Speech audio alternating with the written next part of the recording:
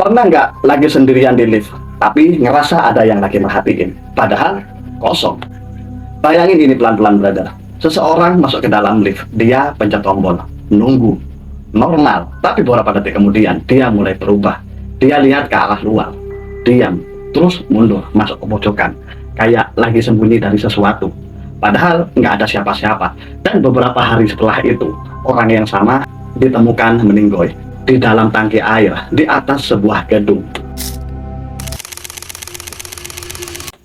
Halo semuanya, jika kalian menyukai cerita yang aneh, gelap, dan misterius yang disajikan dalam format cerita, maka kalian telah datang ke tempat yang tepat. Karena itulah teman-teman yang saya lakukan untuk kamu di sini. Jadi kalau itu terdengar menarik buat kalian, silakan hajar tombol like itu. Dan jangan lupa subscribe supaya kalian tidak ketinggalan video berikutnya. Baiklah, siapkan minuman kalian, cari posisi yang nyaman, redupkan lampu jika perlu, karena beberapa menit ke depan kita akan masuk ke sebuah kisah nyata yang terdengar seperti fiksi. Dan seperti biasa, ingat satu hal, tidak semua misteri berakhir dengan jawaban. Oke, sekarang mari kita mulai cerita hari ini.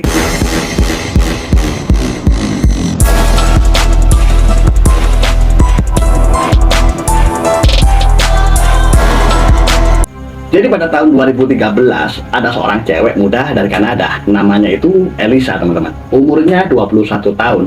Dia lagi solo trip nih ke Amerika. Nggak ada yang aneh, cuman pengen jalan, pengen suasana baru. Terkadang orang pergi sendirian itu bukan karena kuat, tapi karena lagi butuh ruang. Dia sampai ke Los Angeles dan dia memilih satu tempat buat nginep, sebuah hotel lama namanya Cecil Hotel. Dari luar kelihatannya biasa saja, tapi yang dia nggak tahu, tempat itu punya sejarah yang nggak enak banget, teman-teman. Dan disitulah semuanya mulai berubah. Awalnya, polisi nggak punya banyak petunjuk nih, teman-teman. Nggak ada tanda-tanda perlawanan, nggak ada saksi jelas. Sampai pada akhirnya, mereka itu nemuin sesuatu. Mereka nemuin satu rekaman dari lift. Dan disinilah semua mulai terasa aneh. Coba bayangin teman-teman pelan-pelan ya, lift kecil. Cahayanya putih, dingin, sepi, pintu kebuka. Elisa masuk, dia langsung pencet beberapa tombol, lebih dari satu. Kayak orang yang lagi buru-buru itu, teman-teman. Kayak orang yang gak yakin harus kemana. Terus dia itu nunggu, harusnya di titik ini pintu lift itu nutup. Tapi enggak, pintunya tetap kebuka. Dan ini detail kecil yang sering kelewat, tapi penting, karena lift normal gak akan diam lama dengan pintu terbuka, kecuali ada sesuatu yang nahan. Sekarang lihat ke Elisa, awalnya biasa, tapi pelan-pelan raut wajahnya berubah. Dan lihat ke arah luar lift, diam, bukan sekedar lihat, tapi fokus, kayak lagi merhatiin seseorang beberapa detik, nggak gerak. Terus tiba-tiba dia itu maju sedikit, terus mundur lagi, masuk ke pojokan, kayak orang yang lagi sembunyi loh, brother. Sekarang coba bayangin situasinya. Kalau ini cuma halusinasi, biasanya gerakannya itu acak. Tapi ini enggak. Ini terarah, dia tuh keluar dari lift pelan, ngintip ke kanan, ngintip ke kiri, kayak lagi memastikan sesuatu. Terus dia tuh balik lagi masuk. Dan sekarang, bagian yang paling bikin gak nyaman, tangannya mulai bergerak, pelan, aneh. Bukan kayak orang panik, tapi kayak orang yang lagi ngobrol atau lagi jelasin sesuatu. Gerakannya nggak kasar, nggak buru-buru, justru malah tenang. Dan itu yang bikin merinding, teman-teman, karena ekspresinya nggak tenang. Dia tuh kelihatan takut, tapi tubuhnya kayak tetap ikut. Kayak ada dua hal yang beda di situ. Pikiran yang takut dan tubuh yang nurutin sesuatu. Dia tuh keluar lagi dari lift. Dan di titik ini, teman-teman, dia itu berhenti di samping pintu, diam, nggak pergi, nggak balik masuk, cuman berdiri, kayak lagi nunggu. Dan ini yang jarang disadari orang. Posisi dia berdiri itu tepat di area yang gak ketangkep kamera, blind spot. Artinya kalau ada seorang yang berdiri di situ, kita nggak akan pernah ngelihat. Sekarang bayangin itu, dia berdiri menghadap ke sesuatu yang nggak bisa dilihat dan diam cukup lama, kayak lagi dengar atau lagi dikasih instruksi. Beberapa detik kemudian, dia itu masuk lagi ke dalam lift, teman-teman. Dan gerakannya mulai berubah, lebih cepat, lebih gelisah, tapi masih nggak panik, kayak orang yang lagi bingung. Tapi ya tetap ikut alur, dan sepanjang itu, pintu lift tetap nggak nutup. Seolah-olah lift itu sendiri, lagi nunggu sesuatu selesai. Video itu berhenti di situ, dan anehnya, Itu satu-satunya rekaman terakhir dari Elisa. Nggak ada rekaman dia naik ke atas, seolah-olah dia itu menghilang. Tepat setelah momen itu, dan disinilah pertanyaan mulai berubah. Bukan lagi dia itu kenapa, tapi dia itu lagi ngobrol sama siapa. Setelah video itu muncul, semuanya berubah. Orang-orang mulai sadar kalau ini bukan sekedar orang yang hilang biasa. Ada sesuatu yang nggak beres, tapi anehnya nggak ada petunjuk jelas kemana dia pergi setelah itu. Hari demi hari mulai lewat, nggak ada kabar, nggak ada jejak, sampai pada akhirnya tamu hotel mulai komplain. Awalnya sepele nih teman-teman, air di kamar mereka terasa aneh, rasanya beda, baunya juga nggak enak, warnanya kadang nggak agak keruh. Beberapa bahkan bilang airnya pahit. Pihak hotel sempat anggap itu masalah biasa, mungkin kotoran, tapi keluhan makin banyak dan makin aneh. Sampai pada akhirnya seorang memutuskan untuk cek langsung ke sumbernya, yaitu di rooftop. Tempat yang jarang didatangi tamu, sepi, panas di siang hari, dingin di malam hari. Di sana ada beberapa tangki air besar, berat, tertutup, diam. Salah satunya dibuka dan di dalamnya ada sesuatu yang bukan benda, bukan kotoran, tapi tubuh manusia. Itu Elisa. Di dalam tangki air di tempat yang secara logika nggak masuk akal kalau dia itu masuk sendiri dengan mudah. Sekarang coba bayangin situasinya. Tangki itu tinggi, tutupnya berat, posisinya nggak nyaman dijangkau, dan itu bukan tempat yang bakal orang pilih kecuali ada alasan yang sangat kuat. Dan yang bikin makin aneh, saat ditemukan nggak ada tanda-tanda perlawanan besar, nggak ada bekas usaha panik yang jelas. Padahal secara naluri, kalau seorang jatuh ke air dalam kondisi sadar, dia akan berusaha keluar. Tapi ini enggak, seolah-olah dia itu masuk ke sana bukan karena dipaksa, tapi karena dia sampai di sana dengan cara yang tenang. Dan dari sini teman-teman, semua pertanyaan mulai berubah. Bukan lagi dia kemana, tapi kenapa dia bisa sampai ke sana tanpa melawan. Sekarang balik lagi ke video live tadi, gerakannya, cara dia itu berdiri di samping pintu, cara dia itu nunggu, cara dia gerakin tangannya, semuanya itu tiba-tiba terasa beda. Bukan kayak orang yang lagi ketakutan sendirian, tapi kayak orang yang lagi ngerespon sesuatu. Dan kalau itu benar, berarti kemungkinan paling nggak nyaman mulai muncul.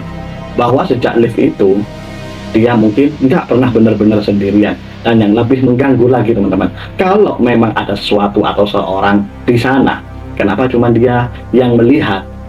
Dan kenapa dia seolah-olah nurut dari lift sampai ke tempat terakhirnya? Sekarang tarik nafas dulu pelan-pelan teman-teman, karena di bagian ini ceritanya mulai terasa beda. Setelah tubuh Elisa ditemukan, orang-orang mulai menyusun potongan puzzle, polisi, media, sampai pada orang-orang di internet. Semua punya teori, ada yang bilang ini kecelakaan, ada yang bilang kondisi mental, ada juga yang bilang ini pembunuhan. Tapi semakin dilihat lebih dekat, semakin banyak hal kecil yang nggak cocok. Akses ke rooftop seharusnya terbatas, ada pintu, ada sistem keamanan, dan kalau ada yang buka secara paksa, harusnya ada alarm. Tapi malam itu nggak ada laporan apapun. Berarti cuma ada dua kemungkinan, pintu itu memang sudah terbuka, atau ada seorang yang punya akses. Sekarang balik lagi ke lift, karena semua keanehan sebenarnya sudah dimulai dari sana. Kalau diperhatikan pelan-pelan, gerakannya Elisa itu bukan acak, dia itu nggak cuma panik, dia itu merespon. Setiap kali dia keluar dari lift, dia itu berhenti di samping pintu, diam, nunggu, kayak lagi dengar sesuatu atau lagi dikasih instruksi. Dan di titik itu dia itu berdiri di tempat di area yang nggak terekam kamera. Artinya kalau ada seorang berdiri di sana, kita nggak akan pernah melihat. Sekarang coba bayangin kemungkinan ini. Gimana kalau di momen itu memang ada orang lain, bukan halusinasi, bukan imajinasi, tapi yang berdiri di luar frame, ngobrol sama dia, ngasih arahan, dan pelan-pelan bikin dia percaya. Karena kalau itu ancaman, harusnya dia itu lari. Kalau itu serangan, harusnya itu melawan. Tapi yang kita lihat justru kebalikannya, dia itu ragu, tapi tetap ikut, takut, tapi tetap nurut. Dan yang ini, yang bikin teori ini jadi paling disturbing, bahwa apapun yang terjadi di malam itu bukan tentang paksaan, tapi tentang keyakinan. Di dalam tangki air nggak ada tanda-tanda panik besar.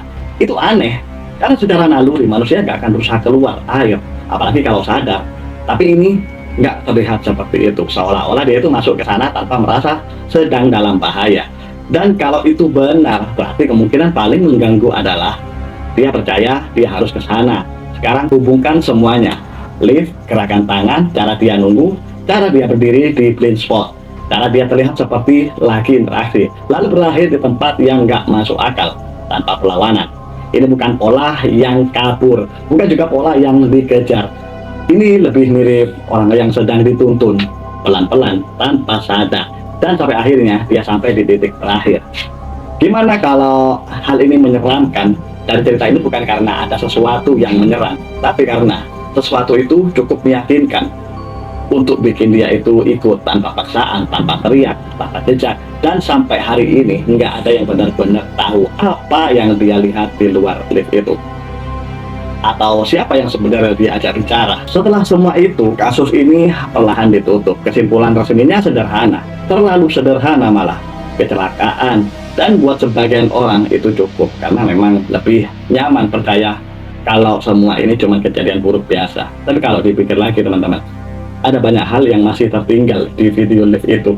Gerakannya, ekspresinya, cara dia berdiri di tempat yang nggak terekam kamera, cara dia itu seperti nunggu sesuatu, dan yang paling aneh ya, cara semuanya itu berakhir, nggak ada saksi, nggak ada jejak jelas, seolah-olah semua yang penting terjadi di tempat yang nggak bisa kita lihat. Dan mungkin itu yang bikin cerita ini terus hidup sampai sekarang, karena manusia itu terbiasa takut sama hal yang kelihatan, tapi yang jauh lebih mengganggu ada hal yang hampir kelihatan tapi nggak pernah benar-benar bisa dibuktikan. Sekarang coba bayangin satu hal terakhir, kalau di posisi itu sendirian di lift dan tiba-tiba ngerasa ada yang merhatiin, apa yang bakal kalian lakukan? Apa yang bakal dilakukan? Keluar, diam, atau ikut? Karena dari semua kemungkinan, yang paling bikin gak nyaman adalah bukan saat seseorang diserang, tapi saat seseorang merasa aman padahal seharusnya tidak.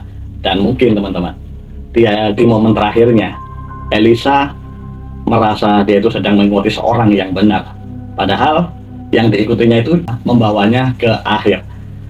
Cerita ini mungkin sudah selesai, tapi pertanyaannya belum. Dan seperti biasa, tidak semua misteri berakhir dengan jawaban. Sampai jumpa di cerita berikutnya. A few moments later.